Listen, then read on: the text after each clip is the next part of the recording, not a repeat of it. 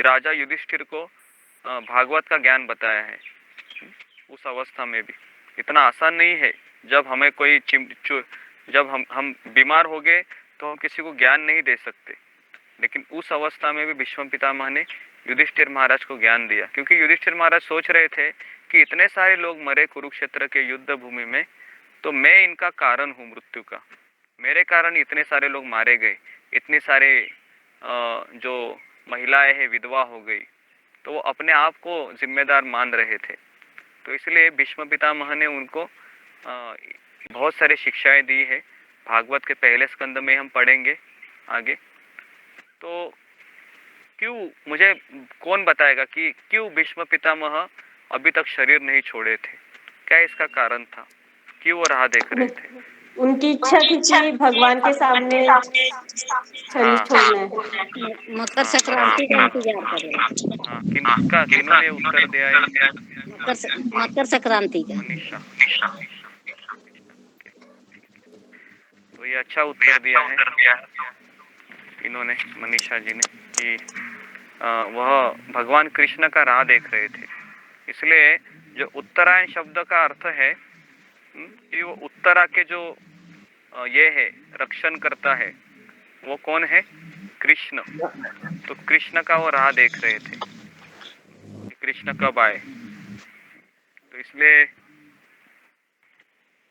इसलिए भगवान जो भीष्म पितामह के जो ये थे आराध्य देव थे, कौन थे वो? कौन बताएगा? कृष्ण भगवान थे।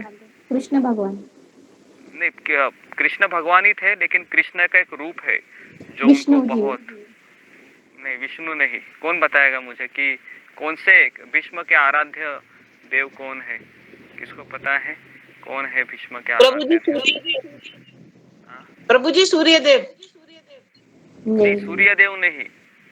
भगवान नरसिंह भगवान, चतुर्भुज। मैं आपको एक हिंट देता हूँ कि जो अर्जुन के जो सारथी है उनका एक नाम है जो भीष्म पितामह हमेशा देखते थे। पार्थ सारथी। पार्थ सारथी। पार्थ सारथी। हाँ, वेरी गुड। पार्थ सारथी। हाँ, पार्थ सारथी ये भीष्म देव के आराध्य भगवान थे। हमारे कौन है आराध्य भगवान? कौन बताएगा? कृष्ण। हाँ, लेकिन कृष्ण के भी एक रूप श्याम है। सुंदर। श्याम सुंदर। श्याम सुंदर रूप। हाँ, बराबर है ना? तो इस तरीके से हम इसको समझ सकते हैं। ठीक है। तो अभी यहाँ पर बताया है कि भगवान का भक्त इसकी चिंता ने, भगवान के भक्त को इसकी चिंता नहीं होती चाहिए कि वह सो इच्छा से मरेगा या दैववश मरेगा। भक्त को कृष्ण भावना में दृढ़ता पूर्वक स्थित रहकर हरे कृष्ण का जप करना चाहिए।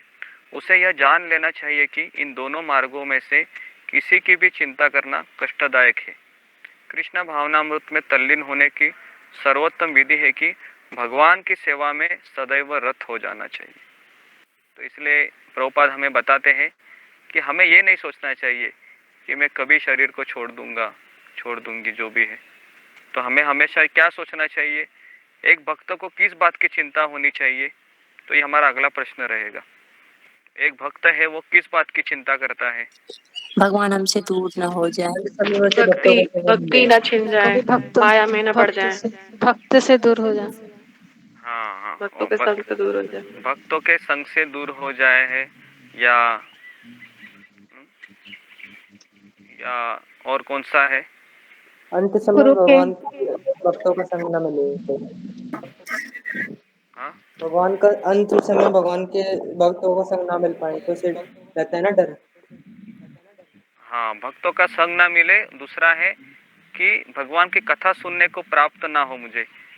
आज एक माताजी का मुझे मैसेज आया था, फोन आया था कि प्रभु मोबाइल खराब हो गया है, मेरे हाथ से गिर गया है, तो अभी मैं 2-3 दिन कथा नहीं सुन सकूंगी। तो मैं सोच रहा था कि कितना मोबाइल को अच्छे से रखना कितना जरूरी है, नहीं तो आपकी कथा भी मिस हो सकती है। अगर आपका मोबाइल छूट गया आपके हाथ से और उसके 2 टुकड़े हो गए, क्रैश हो गया, है ना, तो फिर हमारा हृदय भी क्रैश हो जाएगा। बराबर, क्योंकि हमारा जो नाता है मोबाइल से ज़्यादा कनेक्टेड रहता है। ओके, तो अभी हम इस तरीके से यहाँ पर बताया है कि ओके 27 हो गया, 28। तो मनुष्य को देखो, मैं 28 का तात्पर्य पढ़ रहा हूँ, जिसके पास बहुत अच्छा तात्पर्य लिखा है प्रभुपाद जी ने, तो मैं पढ़ रहा हूँ, तो आप जरा किताब में देख सकते हैं कि मनुष्य को अपने गुरु के निर्देशन में वेद अध्ययन करना होता है, उन्हीं के आश्रम में रहते हुए तपस्या करनी होती है। ब्रह्मचारी को गुरु के घर में एक दास के भांति रहना पड़ता है और द्वार द्वार भिक्षा मांगकर गुरु के पास लाना होता है। उसे गुरु के आदेश पर ही भोजन करना होता है।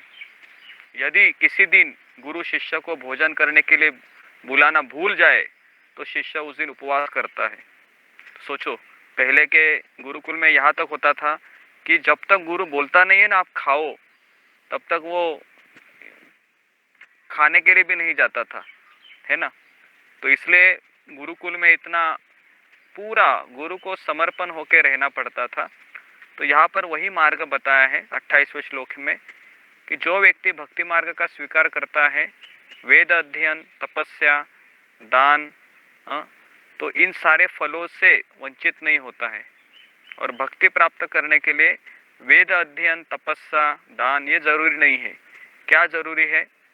तो भगवान के प्रति हमारा प्रेम होना जरूरी है।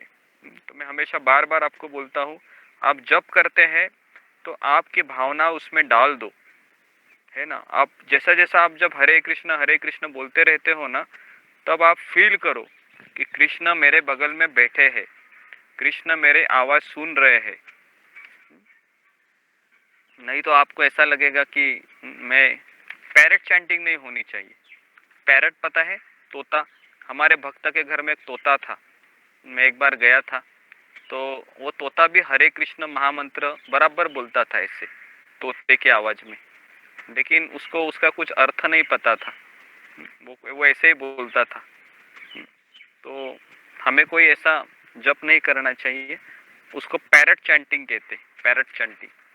तो हर एक माला के बाद आपको प्रार्थना करनी चाहिए हृदय से कि भगवान मैं आपका नाम ले रही हूँ, मैं आपका नाम ले रहा हूँ, तो मेरे हृदय में जितने काम क्रोध लोभ भरे हुए हैं इनको आप साफ कीजिए और मेरी सहायता कीजिए, मैं मार्ग दृढ़ता से चल सकूं।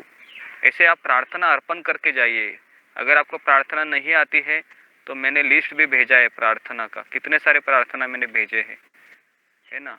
तो कंटिन्यू ऐसा नहीं कि एक बार आपने मशीन चला दी, धड़ धड़ धड़ धड़ धड़ धड़ धड़ धड़ धड़ धड़ हो गया, 16 हो गया। हाँ, ऐसा नहीं होना चाहिए। हाँ, बीच बीच में आपको आपकी भावनाएं भी उसमें डालना है, फील करना है कि मैं कृष्ण के दास हूँ, दासी हूँ, है ना। तो ये फीलिंग आना चाहिए।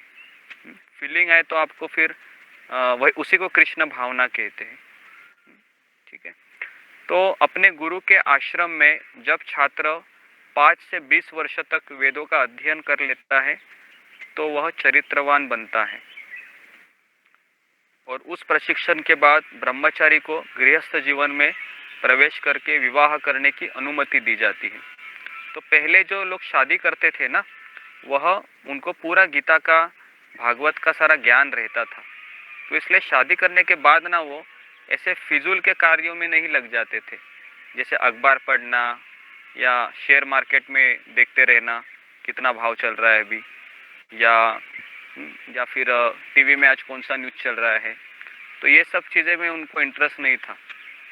तो अभी हम देखते हैं कि स्कूल में और कॉलेज में ये गीता के श्लोक नहीं पढ़ाए जाते हैं। इसलिए प्रभुपाद कहते थे कि ये जो अभी स्कूल कॉलेज है ये स्पिरिचुअल स्लॉटर हाउस है। स्लॉटर हाउस मतलब यहाँ पर हमको जो गलत ज्ञान दिया जाता है। क्या गलत ज्ञान दिया जाता है? कि तुम शरीर ही हो, तुम आत्मा नहीं हो, तुम शरीर हो और तुम्हारे जीवन का ध्येय क्या है? अच्छा नौकर बनना, ताकि तुमको पैसा कमा सके तुम। तो इसलिए प्रभुपाद इसके बहुत खिलाफ थे कि जो भी अभी हम पढ़ा रहे हैं बच्चों को वह गलत ज्ञान है। लेकिन अभी हम क्या कर सकते हैं? तो इसलिए माता पिता का यह कर्तव्य है कि अपने बेटे को आप गीता भागवत पढ़ाइए, उनको समय दीजिए, उनको रखिए, उनके पास आप बैठिए, उनका कीर्तन उनको सुनाइए, आप